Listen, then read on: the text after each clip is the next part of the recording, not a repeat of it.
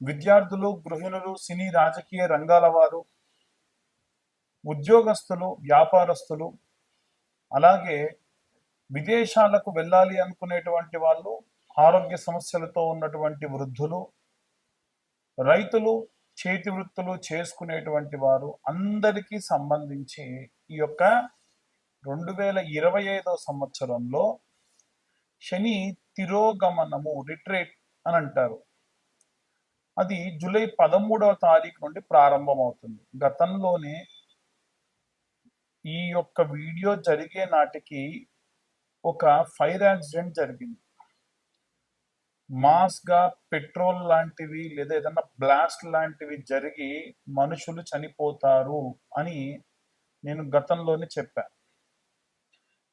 ఈ వీడియో జరిగే నాటికి అది జరిగింది. 20 మంది దాకా చనిపోయారు. ఇంకా ఎంతమంది గాయపడ్డారు, ఎంతమందికి ఏమైందనే సంగతి తెలియదు. కాబట్టి ఉన్నటువంటి కాలం చాలా జాగ్రత్తగా ఉండాల్సినటువంటి కాలం. అయితే ఈ యొక్క జరుగుతున్నటువంటి సంఘటనలన్నీ కూడా మనం దృష్టిలో పెట్టుకొని 12 రాసుల వారు కూడా వీలైనంత వరకు నిత్యం దీపారాధన చేయండి.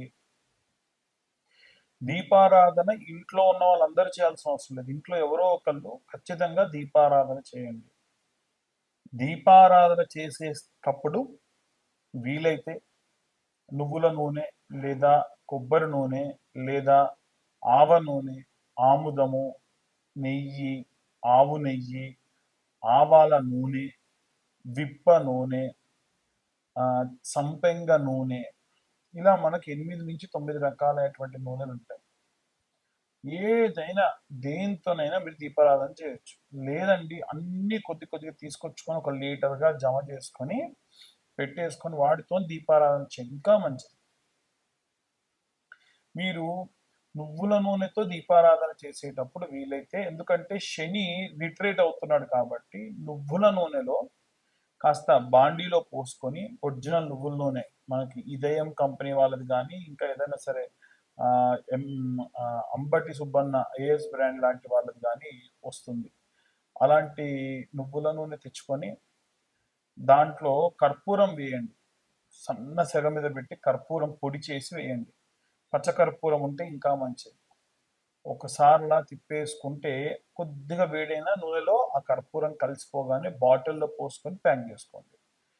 శనికి ప్రతి శనివారము ఇంత ఒక మూతడు నూనె పోయండి శరీరం పైన. ఎట్టి పరిస్థితుల్లో విగ్రహాన్ని తాకండి. అలాగే ఈ యొక్క నువ్వుల నూనెతోనే మీరు దీపారాధన చేయండి. ఈ యొక్క నువ్వుల నూనెతోనే ఇంట్లో దీపారాధన చేయండి. నల్లటి కాటన్ వస్త్రం తీసుకొని తిప్పితే మనం ఓ 2 పక్కల పట్టుకొని ఒక పక్క తిప్పుతూ ఉండి మధ్యలో కంటే అదిలా ముడుచుకుపోయి ఒత్తిలా అవుతుంది. ఆ ఒత్తితో దీపారాధన చేయండి. ఆ దీపంలో నల్ల నువ్వులు వేసుకోండి. ఇవి శనికి సంబంధించి మనం చేసేటువంటివి. ఈ మంత్రం కూడా ఏం చదవాలి అనంటే, నీలాంజన సమాభాసం రవిపుత్రం యమాగ్రజం ఛాయా మార్తాండ సంభూతం తన్నమామి శనేశ్వరం. ఇదందరికీ మనందరికీ తెలిసినటువంటి మంత్రమే. కానీ ఇంకొక మంత్రం ఉంది. ఆ మంత్రం ఏమిటంటే, శని అరిష్టేతు సుసంప్రాప్తే శని పూజాంచ కారయేత్ శనిధ్యానం ప్రవక్ష్యామి ప్రాణ పీడోప శాంతయే. ప్రాణాన్ని తీయకుండా, ప్రాణాన్ని విసిగిస్తూ, ప్రాణాన్ని బాగా సతాయించేటువంటి గ్రహాలలో కేవలం శనిగ్రహం మాత్రమే ఉంటాడు. ఆయన కర్మ ఫలదాత. వీలైనంత వరకు కూడా ఈ యొక్క శనిగ్రహానికి సంబంధించి ఇప్పుడు నేను చెప్పిన విధంగా గనక చేసుకోవడం చాలా చాలా మంచిది. ఇప్పుడు నేను చెప్పిన మంత్రం రోజు కూడా 11 మార్లు చదివినా చాలా మంచిది. వీటితో పాటు శని చాలీసా లేదా శని అష్టోత్తర స్తోత్రము అని ఉంటాయి. ఇలాంటివి చదువుకుంటే మంచిది. అలాగే దీపారాధన, నిత్యం దీపారాధన, నీకు గతంలో నేను చెప్పినట్టు నవగ్రహ దీపారాధన ఎలా చేయాలి అని నా గత వీడియోస్లో ఉంది. మీరు ఒకసారి వెళ్తే దాంట్లో దొరుకుతుంది.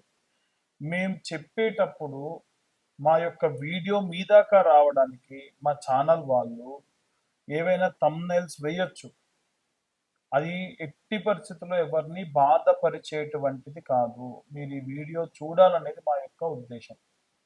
ఈ వీడియోకి స్టార్టింగ్‌లో గానీ, ఎండింగ్‌లో గానీ ఏవైనా యాడ్స్ వేస్తే కూడా స్వతహాగా మాకు సంబంధం ఉండదు. ఎందుకంటే మేము పూర్తిగా జాతక విశ్లేషకులము మాత్రమే. పాపం ఈ వీడియో తీయడానికి వాళ్ళకి అయ్యేటువంటి ఖర్చు కోసం వాళ్ళు ఏవైనా సరే యాడ్స్ తీసుకుంటారు. దానికి అర్చకులకి లేదా మాకు ఈ చెప్పేటువంటి జ్యోతిష్యులకి సంబంధం లేదు.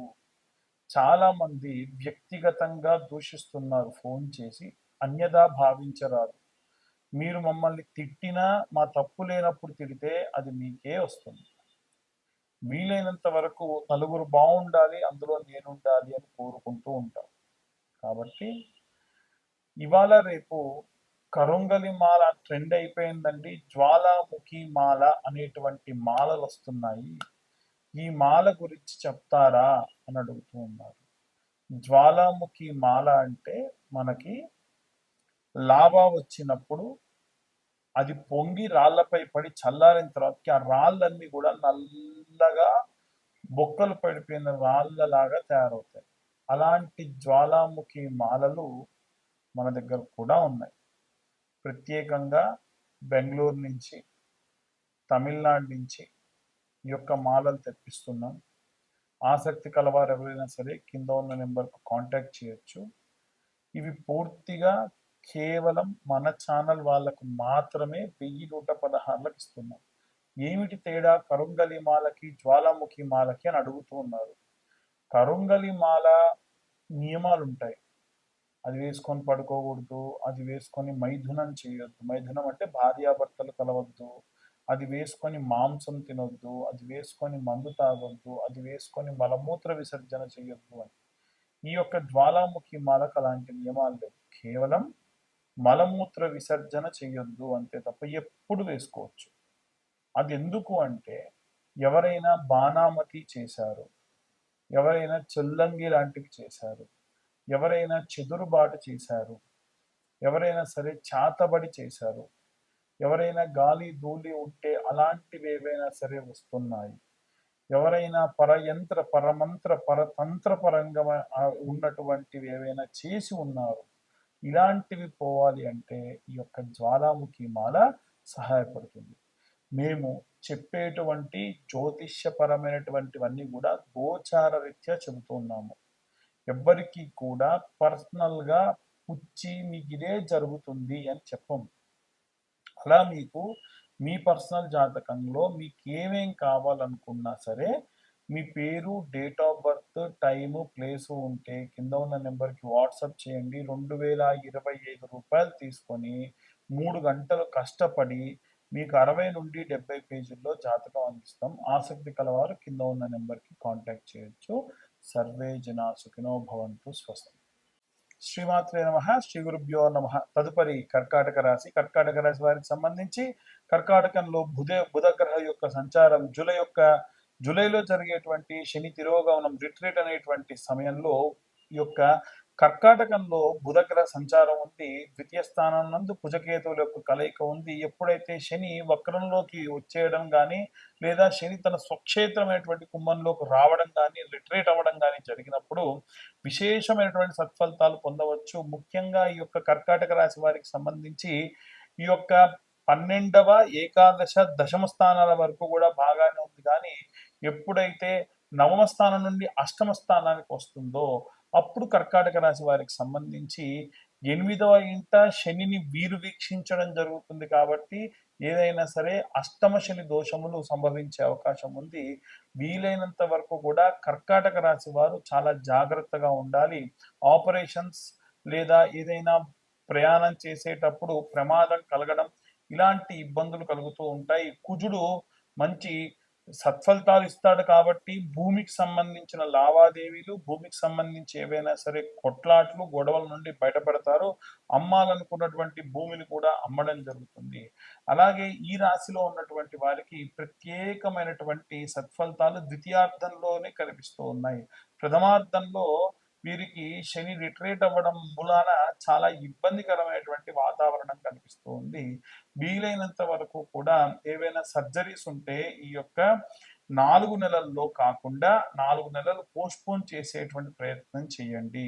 లేదండి ఈ సర్జరీస్‌కి సంబంధించి ఖచ్చితంగా చేయాలి అనుకుంటే మీ యొక్క ఎడమ కాలుకి ఏదైనా ఒక రెడ్ కలర్ క్లాత్ తీసుకొని రిబ్బన్ లాగా దాంట్లో ఉప్పు వేసి కట్టుకొని ఎడమ కాలుకి కట్టుకోండి. దాని వలన ఎటువంటి అధిక రక్తస్రావం జరగకుండా, ఆపరేషన్ ఫెయిల్ కాకుండా ఏవైనా ఇబ్బందులొస్తే పోతాయి. శరీరానికి సంబంధించి నొప్పులు, బాధలు, మోకాళ్ళ నొప్పులు విపరీతంగా ఉంటాయి. చాలా జాగ్రత్తగా ఉండండి. అలాగే ఈ యొక్క కర్కాటక రాశి వారికి చంద్రుడు రాశ్యాధిపతి కాబట్టి మనపీడితమైనటువంటి దోషములు అధికంగా ఉండేటువంటి కారణం ఉంది. ఎందుకంటే సూర్యచంద్రులు ఇద్దరు కూడా మనకు ప్రతిరోజు ఫాస్టెస్ట్ మూవింగ్ ప్లానెట్స్ లో భాగంగా చంద్రుడు సూర్యుడు ఉంటారు కాబట్టి వీలైనంత వరకు కూడా వీరి యొక్క పరిస్థితులన్నీ కూడా మనకు చూసుకుంటే విశేషమైనటువంటి పరిస్థితుల్లో ఉండేటువంటి అవకాశం ఉంటుంది. అనవసరంగా మూడిగా అయిపోవడము, ఎవరేమనుకున్న తొందరగా అలగడము, వాళ్ళు ఎందుకు బాధపడుతున్నారో తెలవకపోవడం, ఇలాంటివన్నీ కూడా జరిగే అవకాశం ఉంది. ఇవన్నీ కూడా గోచారరీత్యా చెప్పేటువంటి విషయములు మాత్రమే. పూర్తిగా జాతకం విశ్లేషణగా మీకు కావాలి అనంటే రూ. 2025 చెల్లిస్తే 70-80 పేజీల్లో జాతకం మీ దాకా అందించడం జరుగుతుంది. అలాగే జాతకం గురించి పూర్తిగా మీతోని 45 నిమిషాల దాకా మాట్లాడడం జరుగుతుంది.